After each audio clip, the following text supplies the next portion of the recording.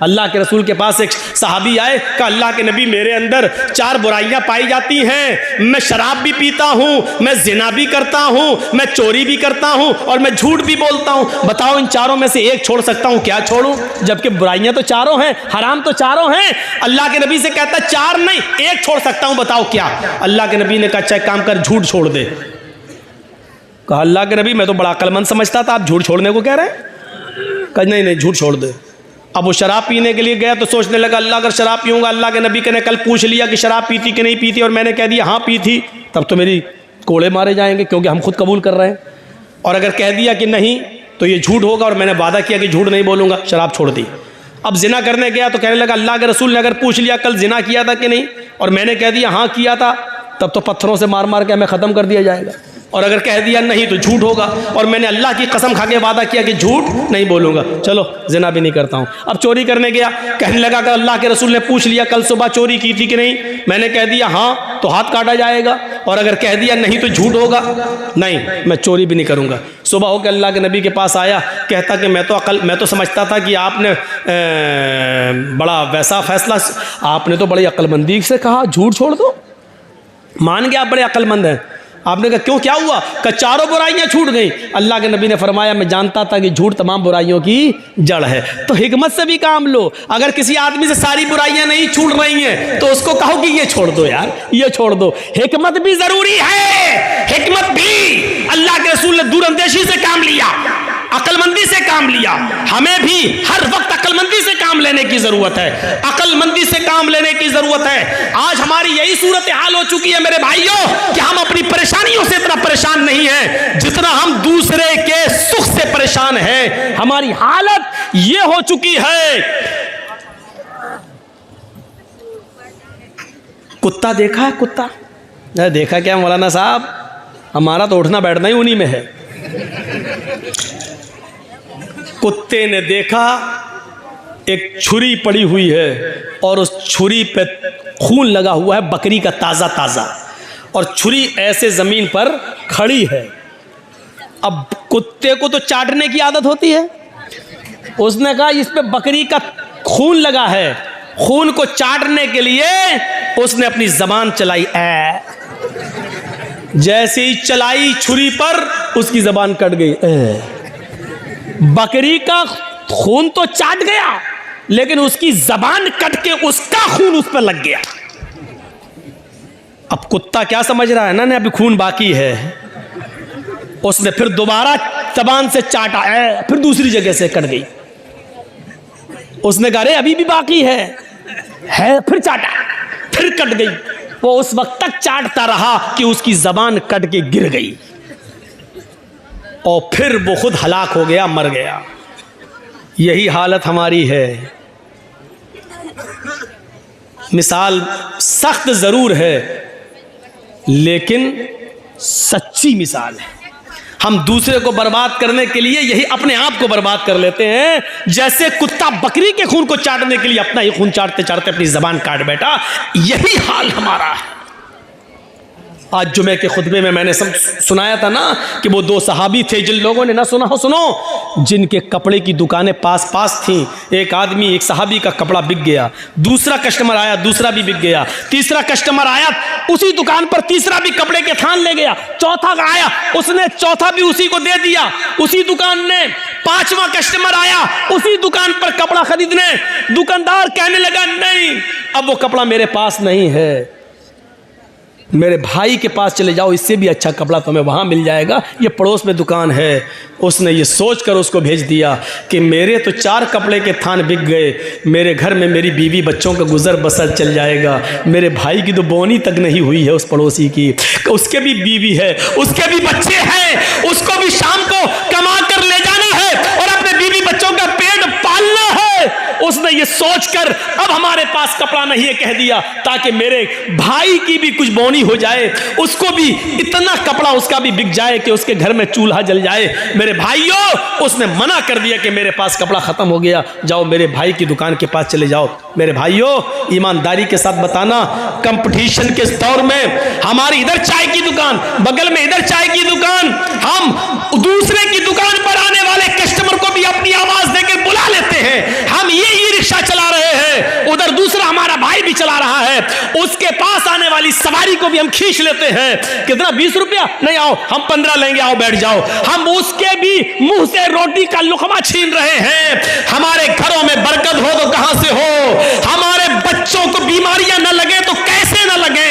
हमारे माँ बाप को बीमारियां और कैंसर जैसी बीमारियों में मुलव्वस न हो तो क्यों न हो? क्योंकि हमने रोजी रोटी के सारे नाजायज तरीके इस्तेमाल कर रखे हैं। हम तो अपने भाई की खुशी देखना ही नहीं चाहते हैं। हम अपने दुकान के होते हुए दूसरे की दुकान पे कस्टमर आता हुआ देखना ही गवारा नहीं कर सकते हैं। मेरे भाइयों, इस्लाम की तालीम ये तो नहीं थी। इस्लाम की तालीम ये तो नहीं थी। इमाम अहमद इब्न हंबल रहमतुल्लाह अलैह के पास एक बूढ़ी औरत आती है और सुनो, आए बीड़ियों का धंधा करने वालों सुनो, आए तंबाकुओं के धंधे करने वाले सुनो, आए सूद और ब्याज के खाने वालों सुनो, आए लंबे चौड़े बैंक बैलेंस बनाने वालों सुनो, आए बैंकों की नौकरियां करने वालों सुनो। इमाम अहमद इब्न हंबल रहमतुल्लाह अलैह के पास एक बूढ़ी औरत आती है और कहती है, इमाम मोहतरम, कहा जी एक मसला पूछने आई हूँ, मेरी माँ बहनें सुने। उस ज़माने की औरतें, और वो भी बूढ़ी औरतों में कितना तकवा हुआ करता था। कहा इमाम साहब, मैं चरखा चलाती हूँ। चरखा तो जानते हैं ना? मैं चरखा चलाती हूँ। दूसरे लोग अपना सूत दे जाते हैं धागा, मैं उसको बना के फिराती हूँ और उनसे मजदूरी लेती हूँ। कभी दिन में और कभी ओवर टाइम करती हूँ तो रात में भी चलाती हूँ। मैं चिराग जलाकर मैं चरखा चलाती हूँ। जब मेरे पास तेल होता है तो मैं चिराग अपना जलाती हूँ और सूत फिराती हूँ। इमाम साहब, उसकी मजदूरी मैं लेती हूँ। कहा इसमें बुराई क्या है? कहा मैं ये नहीं पूछने आई हूँ कि बुराई क्या है, मैं ये पूछने आई हूँ कि कभी कभी मेरे पास चिराग जलाने के लिए तेल नहीं होता है। अच्छा, तो मैं सोने के लिए बिस्तर पर जाना चाहती हूँ, लेकिन देखती हूँ कि पड़ोसी के घर में चिराग जल रहा है और उसके घर के चिराग की रोशनी मेरे आंगन में आ रही है। मैं अपना चरखा लेकर उस आंगन में बैठ जाऊं और उस पड़ोसी के घर से जो चिराग जल रहा है, मैं मांगने नहीं गई उसकी रोशनी, लेकिन उसकी रोशनी ऑटोमेटिक मेरे घर में आ रही है। अगर मैं उसके चिराग की आने वाली रोशनी पे अगर सूत फिरा लूं और चरखा चला लूं और ये चलाकर मैं अपने मालिक से उसकी मजदूरी ले लूं, तो ये कमाई मेरे लिए हराम तो नहीं होगी? मेरे लिए ये मजदूरी हराम तो नहीं होगी? मैंने चोरी नहीं की है, मैंने उससे चिराग में का तेल नहीं मांगा है। उसके घर में चिराग जल रहा है और उसकी रोशनी मेरे घर आ रही है, उसकी रोशनी मेरे घर आ रही है। अगर मैं उसकी रोशनी में सूत फिरा लूं और इसकी मजदूरी में ले लूं तो ये मेरे लिए हराम तो नहीं होगी? ये खाकर कहीं मैं अज़ाब कब्र की मुस्तहिक तो नहीं बनूंगी, कहीं मैं जहन्नम में तो नहीं जाऊंगी? अहमद इब्न हंबल रहमतुल्लाह अलैह फरमाते हैं, खातून माँ, तेरे सवाल ने अहमद इब्न हंबल के इल्म को आज शर्मिंदा कर दिया। काबे के रब की कसम, तेरे इस मसले का जवाब अहमद इब्न हंबल के पास नहीं है। कहने लगी, इमाम साहब, फिर आपसे बड़ा आलिम इस बस्ती में कोई है ही नहीं, फिर मैं ये किससे मसला पूछूं? उन्होंने कहा, सुन मेरी माँ, जहाँ तक कयास का नतीजा है, कयास का तकाजा है, तो जहाँ तक मेरा इल्म है, मैं उस इल्म की रोशनी में कयास लगाकर अंदाजे से ये कह सकता हूँ कि इसमें कोई हर्ष तो नहीं लग रहा है। क्यों? क्योंकि तू मांगने नहीं जा रही है, वो अचानक आ रही है। तेरे घर में भी दीवार नहीं है और उसके घर में भी कोई दीवार नहीं है और उसके चिराग की रोशनी आ रही है तेरे घर, तो इसमें तेरा क्या कसूर है? बज़ाहिर तो इसमें कोई बुराई नहीं लग रही है, लेकिन अगर तुम्हारा दिल आमादा नहीं है तो मेरी माँ, इससे भी बच जाओ तो बेहतर है, इससे भी परहेज़ कर लो तो बेहतर है, इससे भी, क्योंकि वो है तो दूसरे ही की रोशनी, है तो दूसरे ही की रोशनी। बहरहाल अगर तुम इससे भी परहेज कर लो तो ये ज़्यादा बेहतर है तुम्हारे। जब वो औरत वहाँ से जाने लगी बुढ़िया, तो इमाम अहमद इब्न हंबल ने लोगों से पता लगवाया कि ये किसकी बेटी है, इसके बाप का क्या नाम था। बताया होगा किसी ने कुछ जो मेरे जहन में नहीं रहा। अहमद इब्न हंबल फरमाते हैं कि आज के ज़माने में ऐसी बूढ़ी औरतें मौजूद हैं, ज़रूर इसका बाप कोई आलिम कुरान होगा, आलिम हदीस होगा, क्योंकि ऐसी तरबियत अपनी औलाद के अंदर कोई बड़ा आलिम ही पैदा कर सकता है। बुढ़ापे की इस दहलीज पर पहुंचकर भी इस औरत की हालत यह है, इस बुढ़िया की हालत यह है कि पड़ोस से आने वाली रोशनी में भी, उस चिराग की रोशनी में भी चरखा चलाने के बारे में सोच रही है कि ये चरखा चलाएंगे तो ये कमाई मेरे लिए हलाल होगी या हराम। तब ऐसे लोगों की नमाजें अर्श से टकराएं और अल्लाह कबूल ना करे, ऐसा हो ही नहीं सकता है। मेरे भाइयों, इधर हम नमाज पढ़ के निकलते हैं, जो मैं सर बसजदा हुआ ज़मीं पर, तो आसमां से आने लगी ये निदा, तेरा दिल तो है सनम आशना, तुझे क्या मिलेगा नमाज में। एक हमारा तक़वे का हाल ये है, एक हमारी परहेजगारी का हाल यह है कि यहां से निकले नमाज पढ़ के, मालिकी यौमिद्दीन, तू कयामत के दिन का पूरा पूरा मालिक है। इय्याका नअबुदु व इय्याका नस्तईन, तेरी ही इबादत करते हैं, तुझसे ही मदद मांगते हैं। इहदिनस सिरातल मुस्तकीम, जो सीधा रास्ता उस पे चला और तमाम बुरे रास्तों से बचा ले। यहां ये दुआ मांग के हटे, सलाम अलैकुम व रहमतुल्लाह, सलाम अलैकुम व रहमतुल्लाह, जैसी सलाम फेरा और मस्जिद के बाहर निकलते ही जेब में बीड़ी रखी है, निकाली और माचिस जलाई और सूरह दुखान की तिलावत शुरू, धुआं धक्कड़ शुरू। अभी 10 मिनट भी नहीं हुए ये कहते हुए कि इहदिनस सिरातल मुस्तकीम, आय अल्लाह हमको सीधे रास्ते पे चला, आय अल्लाह गंदे और गलत रास्तों से हमारी हिफाजत फरमा। अभी ये दुआ मांगे हुए 10 मिनट भी नहीं हुए और यहाँ आकर ये है हमारी इबादतों का और हमारी नमाजों का हाल। मेरे भाइयों, जायजा लो, इमाम अहमद इब्न हंबल के पास जो बूढ़ी औरत आती है, उस औरत के सवाल से जरा इबरत हासिल करो कि हमारी इबादतें अल्लाह के यहाँ कबूल हो भी रही होंगी या नहीं हो रही होंगी। सोचो तो सही, गौर तो करो। मेरे भाइयों, यहां आदि इब्ने उमैर है, जंग बदर में गिरफ्तार करके लाए जाते हैं। आदि इब्ने उमैर है, गिरफ्तार करके लाए जाते हैं, पकड़ के लाए जाते हैं, पैरों में बेड़ियां डाल दी जाती हैं। ये आदि इब्ने उमैर मुसाब इब्ने उमैर के भाई हैं, भाई मोमिन है और आदि काफिर है। मुसाब सहाबी और आदि काफिर, दोनों भाई हैं, सगे भाई हैं। अल्लाह के नबी सल्लल्लाहु अलैहि वसल्लम ने फरमाया कि जो गिरफ्तार करके काफिर लाए गए उनके पैरों में बेड़ियां डाल दो।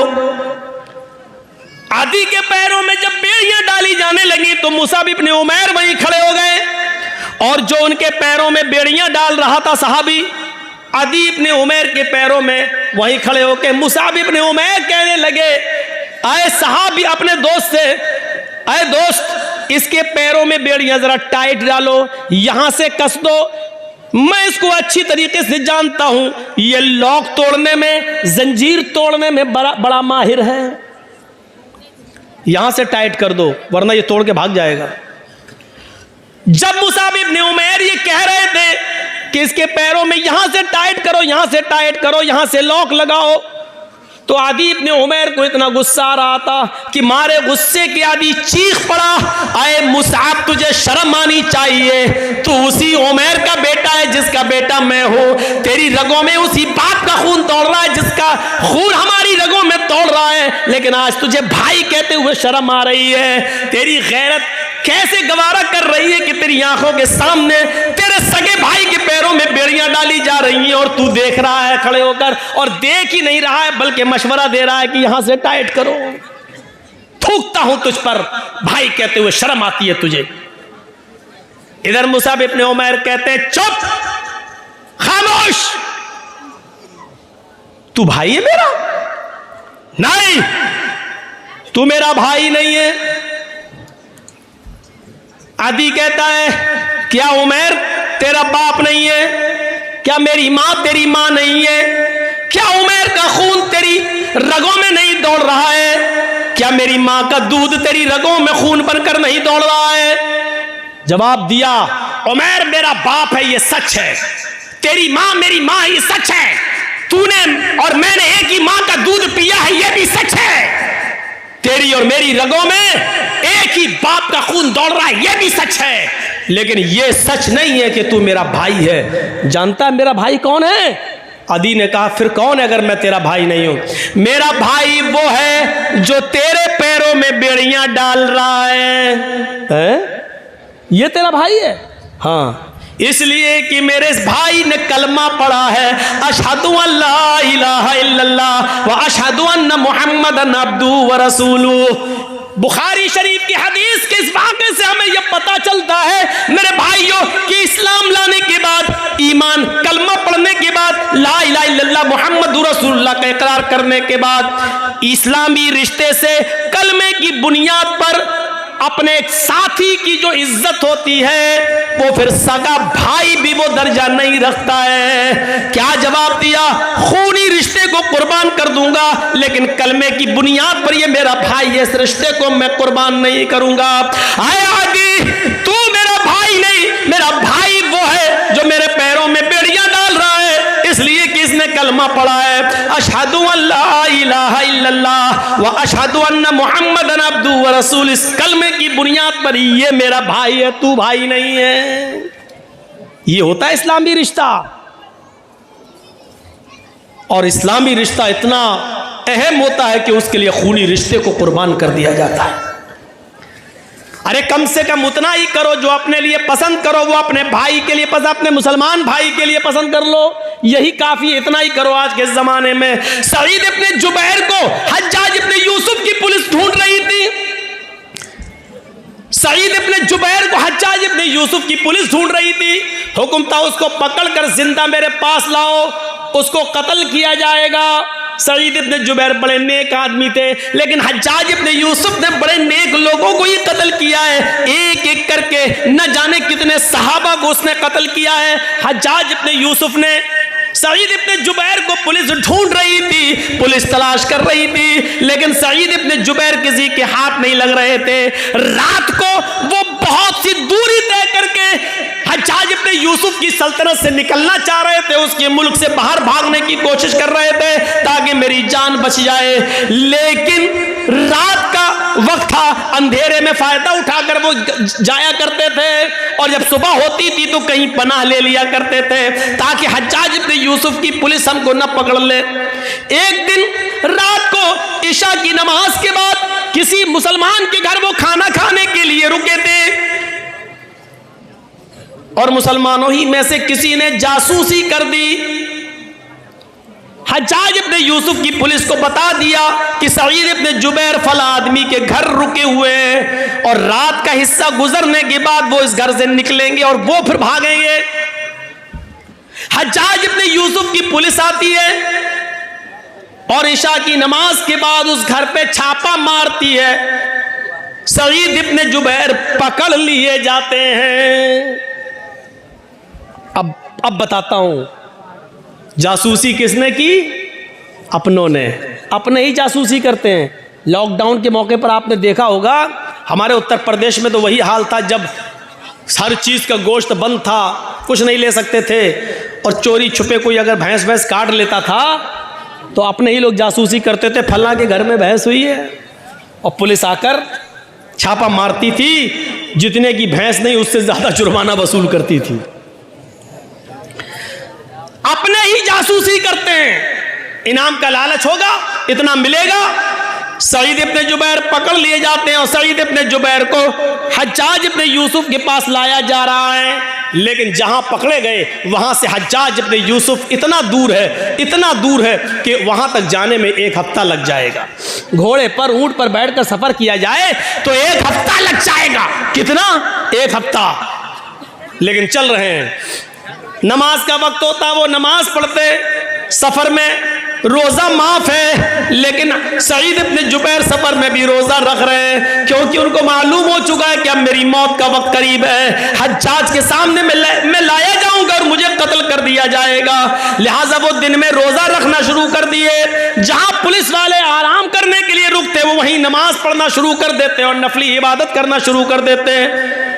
सईद इब्न जुबैर की इबादत पुलिस वालों को बड़ी पसंद आई, उनका अखलाक बहुत पसंद आया।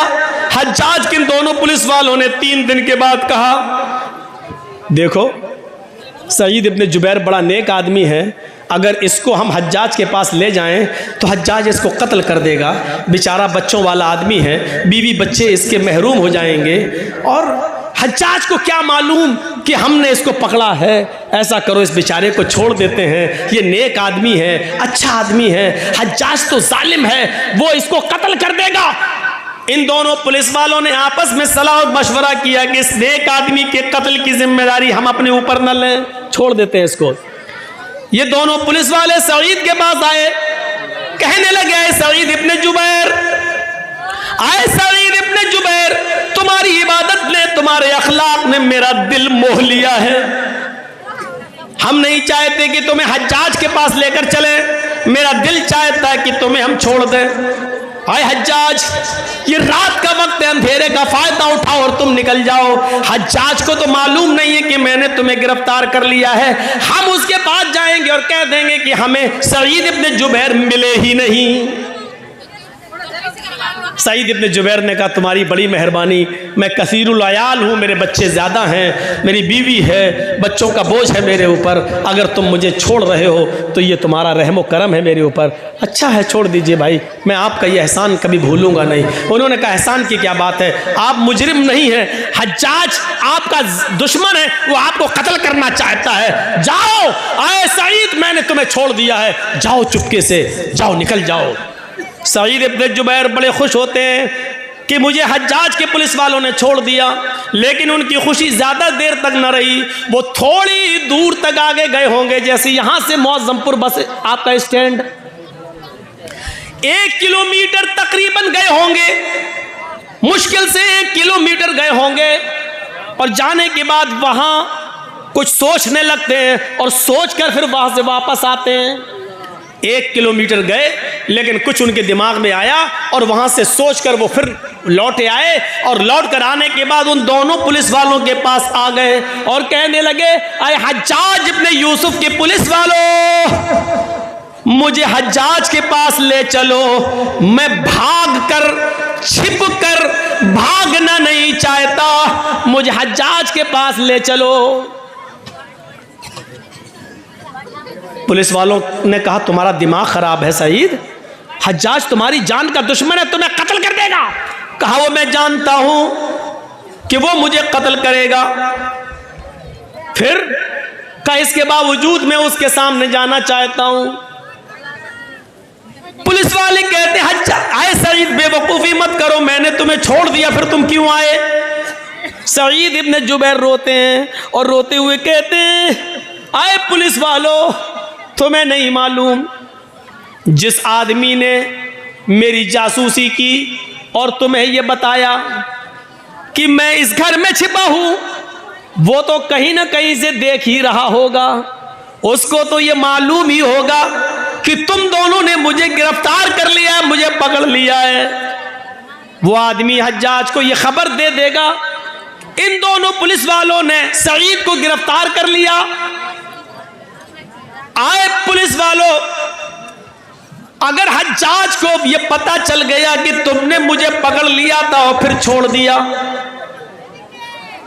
तो मैं तो बच जाऊंगा, लेकिन फिर तुम्हारा हश्र ये होगा कि तुम दोनों को खूनी चमड़े पर लिटाकर बिठाकर तुम्हारी गर्दनों को उड़वा देगा, और मैं ये नहीं चाहता कि मेरी जान बच जाए और मेरे बदले में तुम दोनों की जान चली जाए, मेरी गर्दन महफूज रहे और तुम दोनों की गर्दनें कट जाए। अल्लाह के नबी ने फरमाया, जो अपने लिए पसंद करो वो अपने भाई के लिए पसंद करो। और जो अपने लिए पसंद न करो वो अपने भाई के लिए पसंद न करो। जब मुझे अपनी गर्दन अपने लिए कटाना पसंद नहीं है तो अपने वजह से, मेरी वजह से तुम दोनों की गर्दनें कट जाएं, ये मुझे कैसे पसंद हो सकता है? अगर मेरे बीवी बच्चे हैं तो आपके भी तो बीवी बच्चे हैं, फिर मेरे बीवी बच्चों में मैं खुश रहूं और तुम दोनों की जान जाए और तुम दोनों की बीवी बच्चे एक दूसरे के ऊपर बोझ बन जाएं, ये इस्लाम ने नहीं सिखाया, ये हमारे नबी ने नहीं सिखाया। आए हज्जाज के पुलिस वालों, मुझे हज्जाज के पास लेकर चलो। इसके बावजूद उन दोनों ने समझाया, लेकिन नहीं माने सईद इब्न जुबैर, हम अपने लिए तुम्हारी ज़िंदगी ख़तरे में नहीं डाल सकते हैं। आखिरकार ज़िद करते रहे और वो दोनों पुलिस वाले उनको पकड़कर हज्जाज के सामने ले आए। हज्जाज ने कहा, बहुत बहुत मुबारक, तुम इनको पकड़ कर लाए हो, तुम्हें इनाम से नवाजा जाएगा। और कहा, कोई ख्वाहिश है तुम्हारी? उन्होंने वही ख्वाहिश जाहिर की कि हमें 2 रकात नमाज पढ़ना है। कहा, पढ़ लो। खूनी चमड़ा बिछा दिया गया। कुछ खाना है, कुछ पीना है? कहा, नहीं। क्यों? आखिरी तमन्ना तो सबसे पूछी जाती है, कुछ खाना हो पीना हो तो बता दो। सईद इब्न जुबैर ने कहा, इन्नी साइमुन, मैं रोजे से हूं। हज्जाज इब्न यूसुफ ने कहा, चलो। पीछे से हाथ बांध दिए गए, खूनी चमड़ा बिछा दिया गया, गर्दन नीची कर दी गई और हज्जाज के एक जल्लाद ने पूरी ताकत के साथ अपनी तलवार चलाकर सईद इब्न जुबैर को एक ही बार में उनकी गर्दन को उनके तन से जुदा कर दिया। पूरा वाक़या बताने का मेरा मकसद सिर्फ ये है कि सईद इब्न जुबैर ने अपनी गर्दन कटाना गवारा कर लिया, लेकिन अपनी वजह से उन दोनों मुसलमान पुलिस वालों की जिंदगी खतरे में नहीं डाली। ये मुसलमान होता है जो अपनी वजह से दूसरे को मुसीबत में नहीं डालता है, जो अपनी वजह से दूसरे को तकलीफ में नहीं डालता है। वो मुसलमान ही क्या जिसकी वजह से दूसरे को तकलीफ पहुंचे। और हम तो उस वक्त सबसे ज़्यादा खुश होते हैं जब हमारी वजह से हमारा पड़ोसी बेचैन हो। उस ज़माने में क्या हाल था, एक आदमी के घर में बहुत से चूहे थे जो उसको तंग करते थे। उसने लोगों से पूछा, मैं क्या करूं बताओ? किसी ने कहा, एक बिल्ली ले आओ, बिल्ली पाल लोगे, चूहों को खाती रहेगी। उसने कहा, ये तुमने सही मशवरा दिया। 3-4 दिन के बाद उसी आदमी ने पूछा, क्या हुआ, बिल्ली लाए? उसने कहा, नहीं लाए। कहा, फिर क्या हुआ? क्या हुआ, चूहे हैं, अब क्या करेंगे? तो कहा, बिल्ली क्यों नहीं लाते हो? कहा, मैं बिल्ली खरीदने का इरादा किया कि मैं बिल्ली लाऊं और पाल लूं, लेकिन ये सोच कर नहीं लाया कि जब मेरे घर में बिल्ली आ जाएगी तो कुछ 2-4 चूहों को खा लेगी और बहुत से चूहे तो डर के मारे मेरा घर छोड़ देंगे और भाग जाएंगे, और वो घर छोड़कर भागेंगे तो मेरे पड़ोस में घुस जाएंगे। और अल्लाह के नबी ने फरमाया, पड़ोसियों का बहुत बड़ा हक है। जो चीज़ मैं अपने लिए पसंद नहीं करता हूँ, चूहे वो डर के मारे मेरे पड़ोस के घर में पहुंचकर उनको वही तकलीफ दे जो मेरे घर में मुझे तकलीफ दे रहे हैं। तो ये भी तो सही नहीं है कि मैं अपनी तकलीफ से बच जाऊं लेकिन अपनी तकलीफ अपने पड़ोसी को दे दूं। ये कौन सा ईमान था यार, ये कौन सा जज्बा था? हैं? इस जज्बे को क्या कहेंगे आप? यहां तो बदगुमानियां हमने इतनी पाल रखी है एक दूसरे के खिलाफ। हमारी मौलाना जर्जीस की आपसे बनती नहीं है, अब हमें नहीं देखना चाहते, हम आपको नहीं देखना चाहते, गुस्सा घर में ये हो। अब आपने हमारे खिलाफ बहुत कुछ पाल लिया है, अपने दिमाग में रख लिया है, अब आपका जहन वही कहेगा जो आपके दिमाग में है। अब मौलाना जर्जीस चाहे कितना अच्छा काम कर रहे हो लेकिन आपको बुरा लगेगा। अब जर्जीस साहब नमाज पढ़ के निकलेंगे तो आप क्या कहेंगे, देखो 900 चूहे खा के बिल्ली चली हज का, कितना बड़ा मुल्ला बना फिर रहा है। अच्छी तकरीर करेंगे तो कहीं देख कैसे दिखावा कर रहा है। क्यों? क्योंकि आपके दिमाग में मेरे ताल्लुक से वही भरा है। आप घर की छत पर खड़े हैं, मैं मस्जिद से निकल कर नमाज पढ़ के निकला हूं और मैं ज़बान में बोलता हुआ बड़बड़ाता हुआ जा रहा हूँ, सुभान अल्लाह अल्हम्दुलिल्लाह, सुभान अल्लाह अल्हम्दुलिल्लाह, मुँह चल रहा मेरा। और आपकी नज़र मेरी नज़र से मिल गई, आप घर की छत पे खड़े हैं, मेरे होंठ हिल रहे हैं और मैंने आपको देख लिया और आपने छत पे देखा ये होंठ हिल रहे हैं, तो आप समझेंगे ये कमीना मुझे गाली दे रहा है। ये बदगुमानी है। यही कुरान कहता है, या अय्युहल्लज़ीना आमनुज्तनिबू कसीरम मिनज़्ज़न इन्न बाज़ मोमिनो, ईमान वालों एक दूसरे के बारे में ज्यादा बुरे गुमान मत किया करो। बाज गुमान इंसान को गुनाहगार बना देते हैं। एक लड़की हैंडफोन लगाकर चली जा रही है, बातें करती हुई जा रही है, उधर चाय की दुकान पे लड़के बैठे हैं, कहते हैं देख बॉयफ्रेंड से बात करती हुई जा रही है। यही है बदगुमानी। हो सकता है कि वो अपनी माँ से बात कर रही हो सकता है कि वो हॉस्पिटल जा रही हो और उसका बाप बीमार हो, वो अपने भाई से अपने बाप की दवाओं के बारे में पूछ रही हो। हाँ, ये भी हो सकता है कि वो बॉयफ्रेंड से बात कर रही हो।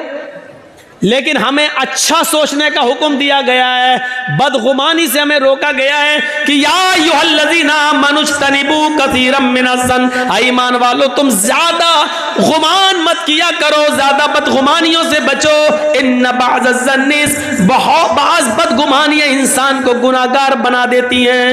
अच्छा, जरूरी भी तो नहीं है, और ये बात जरूरी भी तो नहीं है कि हम जो सोचे वो सही हो। और कभी कभी हो सकता है दो आदमी हम लोग बैठे हैं और दोनों किसी के बारे में सोच रहे हो, दोनों गलत हों। मिसाल के तौर पर हमारे बगल में ये मौलाना साहब बैठे हैं, ये डॉक्टर हैं, हम भी डॉक्टर हैं। एक मिसाल, एक आदमी लंगड़ाता हुआ चला आ रहा है, जर्जीस साहब कह रहे हैं कि उसके पैर में मोच आ गई है इसलिए लंगड़ा रहा है। मैं डॉक्टर हूं, मुझे तजर्बा है कि उसके पैर में मोच आ गई है इसलिए लंगड़ा रहा है।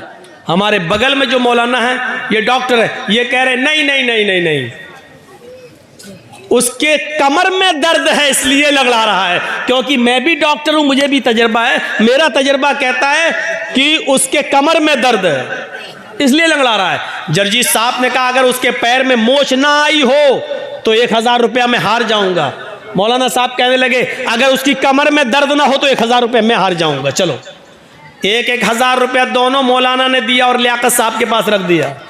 लीजिए, अगर मेरी बात सही निकले तो मैं जीत जाऊंगा, इनकी बात सही निकले तो ये जीत जाएंगे। थोड़ी देर के बाद सामने लंगड़ाता हुआ आदमी सामने आ गया। जर्जीस साहब ने पूछा बताओ तुम्हारे पैर में मोच है? मौलाना साहब ने पूछा कहो क्या तुम्हारे कमर में दर्द है? उस लंगड़ाते हुए चल कर आने वाले आदमी ने कहा न तो मेरे पैर में मोच है न कमर में दर्द है। जब कमर में भी दर्द नहीं है, पैर में भी मोच नहीं है, फिर तुम लंगड़ा क्यों रहे हो? उसने चप्पल दिखाई कि ये टूट गई थी इसलिए मैं लंगड़ाते हुए चल रहा था चप्पल को बचाते हुए। लीजिए साहब, जर्जीस साहब ने जो सोचा, जो गुमान किया वो भी गलत, मौलाना साहब ने जो सोचा वो भी गलत। 1000 इनको इनका दे दिया, मैंने अपना रख लिया। जरूरी नहीं कि आप किसी के बारे में जो सोच रहे हैं वो सही ही हो। इसलिए कुरान कहता है ज्यादा बदगुमानी से बचो, क्योंकि बाज बदगुमानियां इंसान को गुनाहगार बना देती हैं। बाज बदगुमानियां इंसान को गुनाहगार बना देती हैं। मेरे प्यारे साथियों, तसव्वुर करो इमाम औज़ाई रहमतुल्लाह अलैह के बीवी के पास एक औरत मिलने आई। सुबह फजर की नमाज के बाद, सूरज निकलने के बाद उनसे एक औरत मिलने आई। किससे? इमाम औज़ाई रहमतुल्लाह अलैह की बीवी से। दरवाजा खटखटाया, इमाम औज़ाई रहमतुल्लाह अलैह फजर की नमाज के बाद, सूरज निकलने के बाद भी कुरान की तिलावत कर रहे थे, दुआ मांग रहे थे, चटाई पर बैठे थे। जब दरवाजे पर दस्तक की आवाज सुनी तो जाते हैं और दरवाजा खोलते हैं तो क्या देखते हैं, उनके गांव की एक औरत दरवाजे पर खड़ी है। उस औरत ने कहा इमाम साहब मुझे आपकी बीवी से मुलाकात करना है, मैं आपकी बीवी से मिलने आई हूं। इमाम औज़ाई रहमतुल्लाह अलैह ने कहा अंदर आओ। उन्होंने कुरान लिया और खुद बीवी के रूम में चले गए और अपनी बीवी से कहा तुमसे मोहल्ले की कोई औरत, गांव की कोई औरत मिलने आई। इमाम औज़ाई की बीवी निकल के आई और उस मोहल्ले की औरत को उसी चटाई के ऊपर बिठा दिया जिस चटाई पर इमाम औज़ाई कुरान पढ़ रहे थे। वो औरत जैसी ऐसे बैठी ऐसे, तो ये पीछे चटाई पर कुछ पानी पड़ा हुआ था, वो उससे वो भीग गई, पूरा वो तर हो गई और ऐसे छटकने लगी।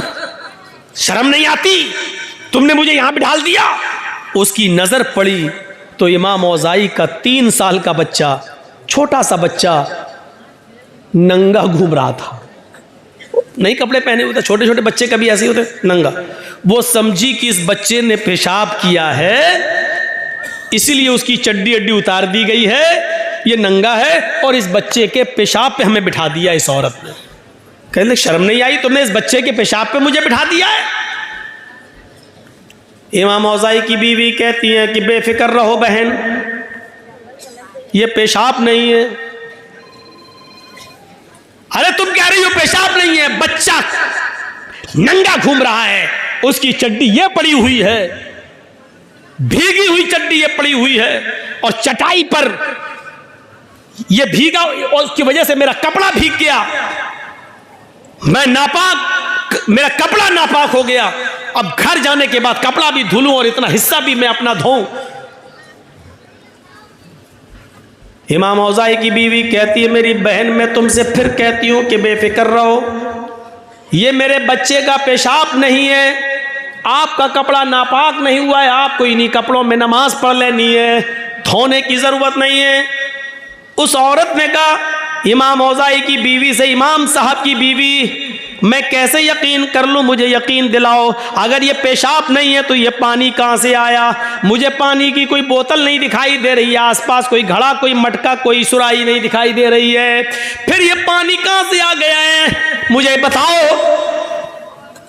इमाम औज़ाई की बीवी ने लास्ट में आकर कहा मेरी बहन अब सुनो, बार बार कह रही हो, मैं बताना नहीं चाहती थी लेकिन अब बताना पड़ रहा है, ये जिसको तुम पानी समझ रहे हो ये पानी नहीं है, ये मेरे शौहर हैं इमाम औज़ाई। ये फजर की नमाज पढ़ने के बाद घर में आते हैं, सूरज निकलने तक ये कुरान की तिलावत करते हैं इसी चटाई पर बैठकर, और जब सूरज निकल जाता है तो उसके बाद में ये दुआ मांगते हैं, मग़फ़िरत, तौबा करते हैं, इस्तिग़फ़ार करते हैं, और जब अल्लाह से ये तौबा करते हैं, मग़फ़िरत की दुआ करते हैं, इस्तिग़फ़ार करते हैं, तो इतना रोते हैं, इतना रोते हैं, इतना रोते हैं कि इनके आँखों के आंसुओं से ये चटाई तर हो जाती है। आए इस गांव की औरत मेरी बहन, जिसको तुम पानी समझ रही हो ये पानी नहीं है, ये मेरे शौहर इमाम औज़ाई की आंखों से गिरने वाले आंसू हैं, उन आंसुओं की वजह से ये चटाई भीग गई है, और उस चटाई पर तुम बैठ गई हो, ये आंसू हैं, पानी, पेशाब नहीं है, बेफिक्र होकर तुम नमाज पढ़ सकती हो, तुम्हारा कपड़ा नापाक नहीं हुआ। आप गौर कीजिए, लड़का नंगा है, उसका ऊपर चड्डी उसकी वही पड़ी हुई है।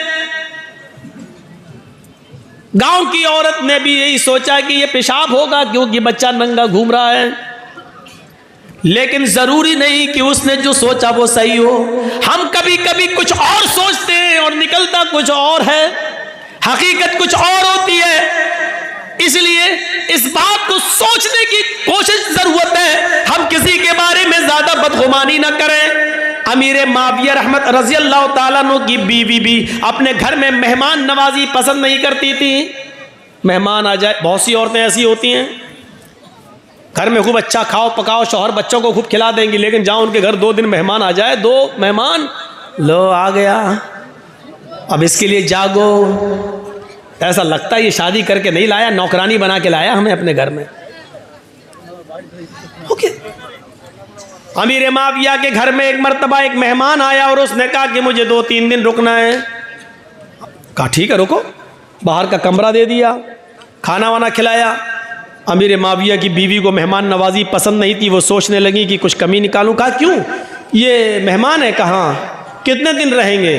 कहा पता नहीं कितने दिन रहेगा, 3 दिन तो वैसे ही उसका हक है, 3 दिन तक तो मैं उसको कुछ कह ही नहीं सकता, 3 दिन के बाद अगर रहता तो उसकी मर्जी। अच्छा ठीक है। शाम का वक्त हुआ, इमाम अमीर माविया की बीवी ने सोचा कोई ऐसी कमी निकालूं, इसको घर से निकलवा दूं। इशा की नमाज के बाद अमीर माविया ने उस अपने मेहमान के कमरे में चटाई रख दी, रात में तहज्जुद पढ़ते हो तो पढ़ लेना, लोटा रख दिया, अगर वुजू बनाना हो तो पानी, ये है। एक दूसरा पानी रख दिया, अगर इस्तिंजा करना हो तो बाहर से दरवाज़ा खोलना और यहाँ खाली मैदान पड़ा है, यहाँ पर आप पेशाब करना हो तो यहाँ कर लेना और यहीं पर नमाज पढ़ लेना और फजर में इंशाअल्लाह मस्जिद में मुलाकात होगी। कहा ठीक है। बाहर का सिस्टम सब अलग करके अमीर माविया सो गए। थोड़ी देर के बाद जब उनकी बीवी ने देखा कि अमीर माविया सोए हुए हैं, रात काफ़ी हो गई है, कहा कि उठें और देखें कि मेहमान क्या कर रहा है। मेहमान अगर जग रहा हो और कुछ उल्टी सीधी खुराफात कर रहा हो तो अमीर माविया को जगाऊं और कहूँ कि और उसको निकाला जाए। अमीर माविया की बीवी उठती हैं और अपने मेहमान के रूम तक जाती हैं और दरवाजे में कान लगाती हैं तो क्या सुनती हैं कि मेहमान बड़ा बेहुदा और गंदा गाना गा रहा है। आवाज़ बड़ी प्यारी थी उसकी, सुरीली। उस सुरीली आवाज़ में वो बेहुदा और इश्किया गाना गा रहा है, बड़ा बेहुदा गाना। अमीर माविया की बीवी को एक नुक्ता मिल गया, एक पॉइंट मिल गया। वो जल्दी से जाती हैं और अपने हस्बैंड को जगाती हैं, उठो। कहा क्या है, इधर आओ, देखो तुम्हारा मेहमान क्या कर रहा है। अरे मेहमान क्या कर रहा है, उसका तो रूम मैंने अलग कर दिया है, उसका कमरा अलग कर दिया है। अरे इधर तो आओ, इधर आओ, उठो उठो उठो। उठाया, देखो देखो देखो। अरे कमरा बंद है। अरे दरवाज़ा, कान लगाओ, कान लगाओ। जब कान लगाया तो गाना बड़ा बेहुदा गाना गा रहा है। अमीर माविया से कहने लगी, देखो अभी भी इसको घर में रखोगे, ये ऐसा गाना गा रहा है, लगता है जैसे इसके घर में कोई माँ बहन बेटी ना हो, ऐसा गंदा गाना। अमीर माविया ने अपनी बीवी का हाथ पकड़ा और उसको खींच कर अपने बिस्तर पर लाए और फरमाया, जब मैंने उसके कमरे को अलग कर दिया, उसके रूम को अलग कर दिया, उसकी चटाई अलग कर दी, उसका मुसल्ला अलग कर दिया, उसका वुजू का लोटा अलग कर दिया, जब मैंने उसके कमरे से कोई मतलब भी नहीं रखा तो तुमने दरवाजे पर कान लगाकर उसके अंदर की जासूसी क्यों की है? क्या तुम्हें नहीं मालूम मोहम्मद रसूलुल्लाह ने फरमाया, अगर घर के दरवाजे सब बंद हो और कोई तुम्हारे घर में झांकने की कोशिश करे, सुराख से या दीवार पर चढ़कर या किसी सांस से अगर तुम्हारे घर की जासूसी करे और तुम्हारी नजर पड़ जाए तो बाहर निकल कर तुम उसकी दोनों आंखें फोड़ सकते हो, तुम्हें कोई गुनाह नहीं। तुम उसकी जासूसी क्यों कर रही हो? वो अंदर क्या कर रहा, हमें क्या मतलब? भाई अंदरूने खाना से हमें क्या मतलब, वो घर के अंदर क्या कर रहा है? तुम्हें किसी के घर के अंदरूनी मामले से क्या लेना देना? तुमने जासूसी क्यों की? अमीर माविया की बीवी बोलती, अब भी मुझी को कहोगे? कहा तुम्ही को कहूंगा, अल्लाह के रसूल ने जासूसी से मना किया, तुमने जासूसी क्यों की? चलो लेट जाओ, सो जाओ। ये देखो, इनको बताया तब भी हम ही को डांट रहे हैं। ठीक है ठीक है, सोती हूँ। अब वो सोने लगी। अब अमीर माविया देख रहे हैं कि ये सो जाए तब मैं जाऊँ उसको समझाऊँ, अकेले में ये सो जाए। अब वो देख रहे सोए कि नहीं। काफ़ी देर के बाद उसको नींद आई और थोड़ी देर के बाद नाक का जनरेटर चलने लगा, खर्र खर्र। अमीर माविया समझे हाँ बेहोशी में हो, अब सो गई है। अब उठूँ और उसको समझाऊँ। अब मैं अपने मेहमान को समझाऊं, अकेले में नसीहत करो तो ज़्यादा फायदा करती है। अमीर माविया उठते हैं, उसके कमरे की तरफ जाते हैं, कान लगाकर सुनते हैं कि एक बार और देख लूं, अगर जाग रहा है तो अंदर जाऊं और नहीं जाग रहा हो, सो रहा होगा तो उसकी नींद खराब करने से क्या फ़ायदा? सुबह फजर के बाद जगा दूंगा, सुबह फजर के बाद समझा दूंगा। तो कान लगाते हैं कि देखें गाना गा रहा कि नहीं। अब जब कान लगाया तो क्या सुनते हैं कि वही मेहमान अब कुरान की तिलावत कर रहा है। अभी थोड़ी देर पहले गाना गा रहा था, लेकिन अब इतनी देर के बाद जब दोबारा कान लगाकर सुना तो वही मेहमान सुरीली और बेहतरीन क़िरात में कुरान की तिलावत कर रहा है। अमीर माविया भागते हुए गए और अपनी बीवी को उठाए, उठ उठ उठ उठ। कहा क्या? अरे उठ तो। अरे मैं इतनी गहरी नींद में सो रही थी, तुमको क्या सुबह नाश्ता हमें बनाना है, दोपहर में खाना हमें बनाना है, मेरी जान पर इतने काम पड़े हुए हैं, तुमने मुझे उठा दिया। अरे इधर आओ। कहा क्या है? कहा सुन सुन। कहने जासूसी करना तो मना है, फिर क्यों करवा रहे हो? अरे कर तो पहले सुन, तो खुद मना करते हो, खुद सुनवाते भी हो। कहाँ पहले सुन। बड़ा बहरूपिया है ये तो। कहा क्या? अभी तो गाना गा रहा था, कुरान पढ़ रहा है। कहाँ? अच्छा ये बताओ जासूसी क्यों करवाई? कहा मेरी बीवी, जासूसी यकीनन मना है, लेकिन हम में और तुम में फ़र्क है। तुमने मुझे मेरे भाई की बुराई दिखलाई, तुमने मुझे मेरे भाई की बुराई दिखलाई और मैंने तुम्हें अपने भाई की खूबी दिखलाई। अल्लाह के नबी फरमाते हैं बुराइयों पे पर्दे डालो और खूबियों को बयान किया करो। हम खूबी बयान कर रहे हैं, देखो ये मेरे भाई की एक अलामत। वो तो ठीक है, लेकिन बहरूपिया गाना क्यों गा रहा था? का सुबह निपटेंगे।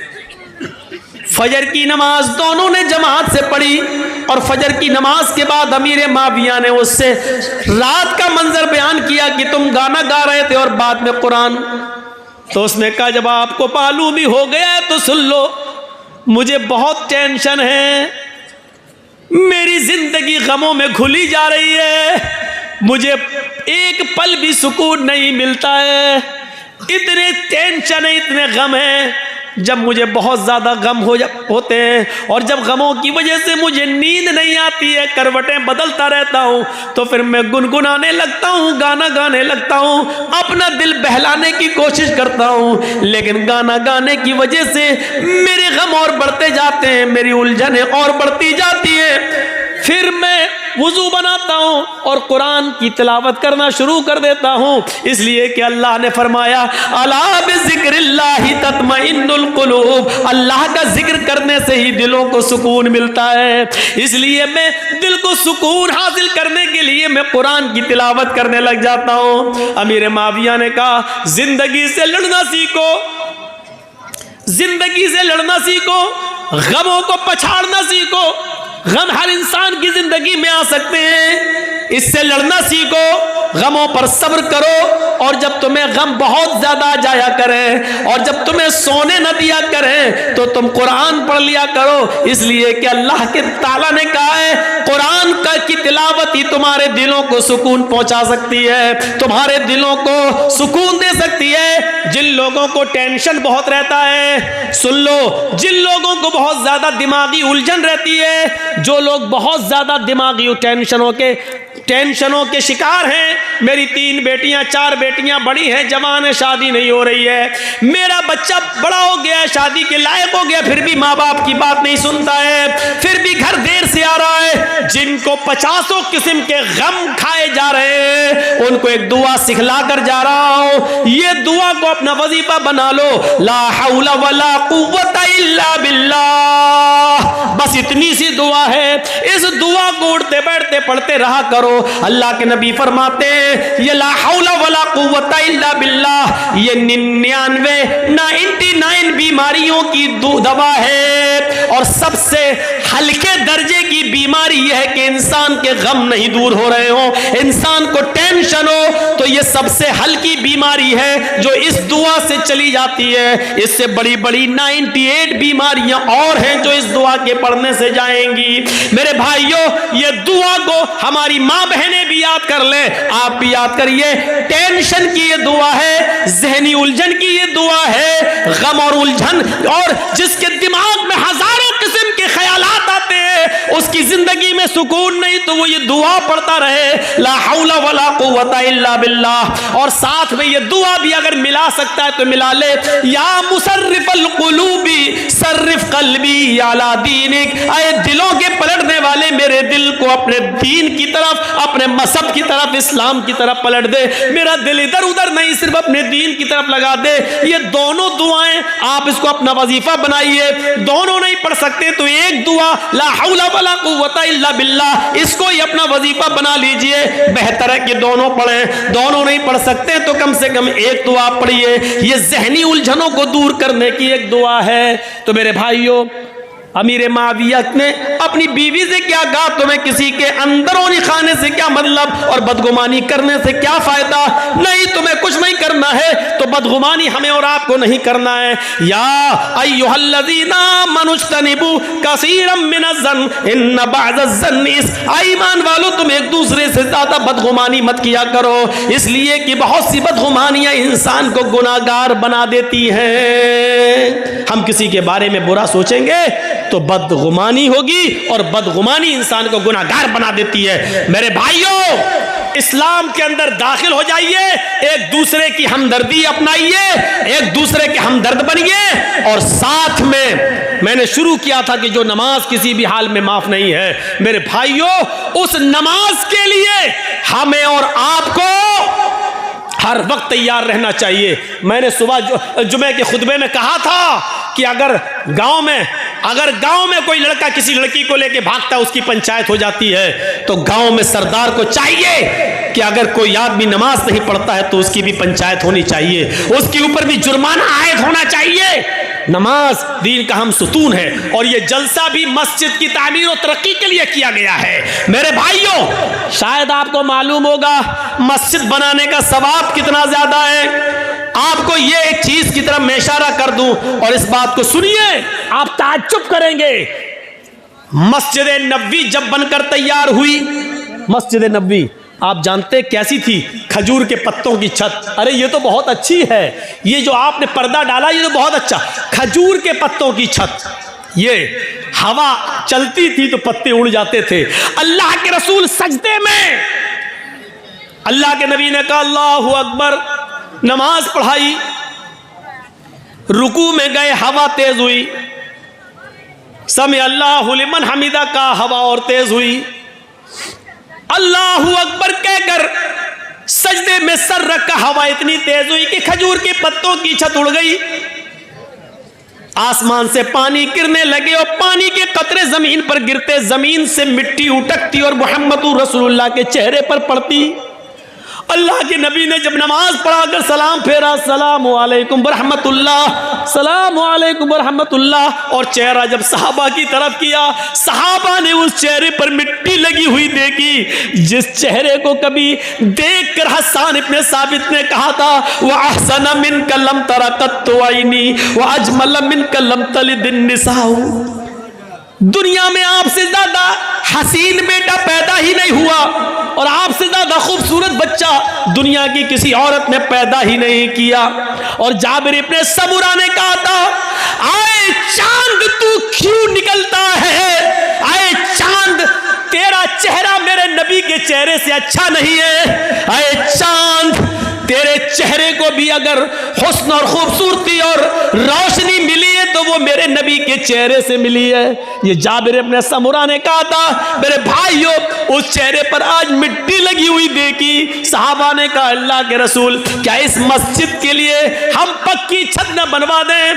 आपने कहा, इस छत के लिए बहुत से पैसों की, दौलत की जरूरत है।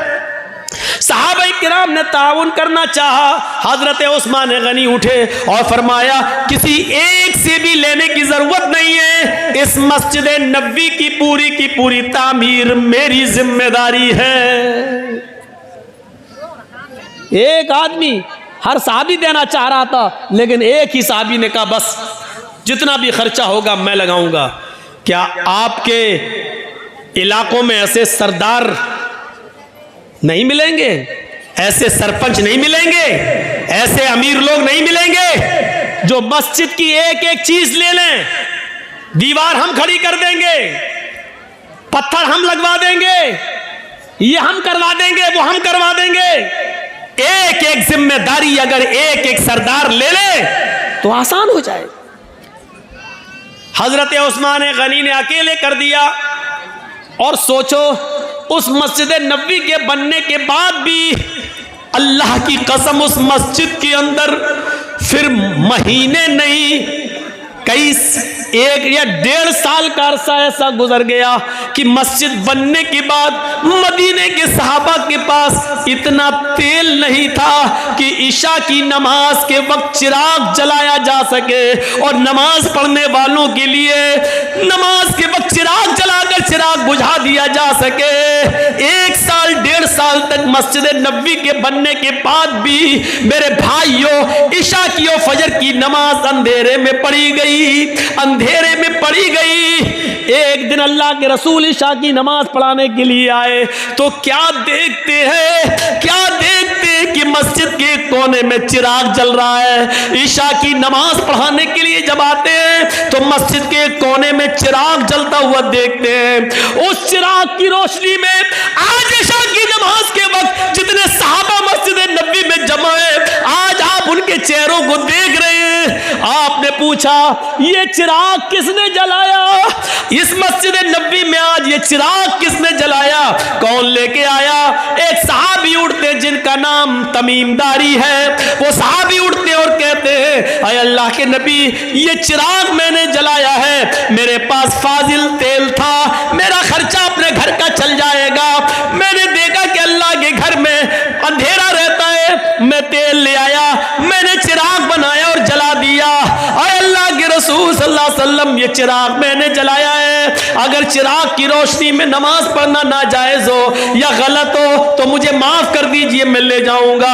अल्लाह के नबी ने कहा नहीं अय तमीम, नहीं, नाजायज नहीं है, बल्कि तुमने आज बहुत बड़ा काम किया है। आपने नमाज पढ़ाई और नमाज पढ़ाने के बाद साहबा की तरफ चेहरा किया और चेहरा करने के बाद फरमाया, आए तमीम, आए तमीम, कद नव्वरतल इस्लाम। आए तमीम, तूने आज मस्जिद नबी को रोशन नहीं किया है, तूने आज सिर्फ अल्लाह के घर को रोशन नहीं किया है, आज तूने चिराग जलाकर पूरा इस्लाम चमका दिया है, पूरा इस्लाम रोशन कर दिया है, पूरे इस्लाम को एक नई रोशनी दे दी है। मेरे भाइयों, जब मस्जिद के अंदर एक छोटा सा चिराग जलाने पर इस्लाम की रोशनी करार दे दिया गया है, तो मस्जिद में बढ़ चढ़कर हिस्सा लेना कितना बड़ा सवाब होगा। हमें और आपको ये सोचना चाहिए।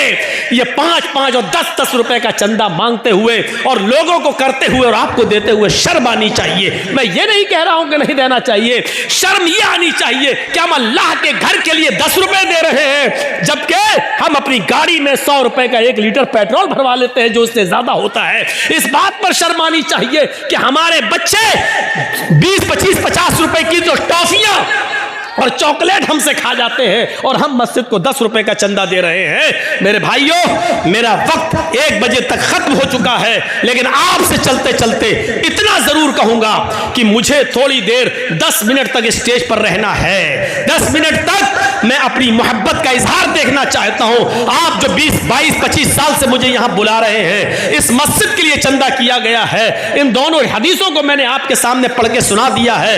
अब यह देखता हूं आपका जज्बा, आपका ईमान और अपनी मोहब्बत की, आपको मेरे ताल्लुक से आपके दिल में क्या मोहब्बत है कि सिर्फ नाम के जर्जीत साहब मशहूर है या मेरी बात को भी आप उसका भी लिहाज रखते हैं। 10 मिनट में आप मेरे हाथ पर कितना पैसा ला सकते हैं इस मस्जिद के लिए, यह मुझे आज आपकी मोहब्बत देखना है। अपने ताल्लुक से भी और इस्लाम के ताल्लुक से भी माइक नहीं रहेगा। हम उस तरीके की दुआएं भी नहीं देते कि अल्लाह तुम्हारे रिस्क में बरकत दे, अल्लाह यह करे ना। हम चंदा करते वक्त इस तरीके की दुआओं को हम जायज समझते हैं। हम तो बस इतना जानते हैं, आप लाइए और खुद दिल में नियत कर लीजिए कि ये सवाब किसको पहुंचाना चाहते हैं आप, और आपके दिल की नियत के मुताबिक आप खुद चंदा दीजिए, ताबुन कीजिए। आप जो नियत करेंगे आपको आपकी नियत के मुताबिक सवाब मिलेगा। अगर आप चाहते हैं कि मेरे माँ बाप को सवाब मिले तो आप ये दिल में नियत करिए कि अल्लाह इस मस्जिद में ताबुन का सवाब मेरे माँ बाप को दे।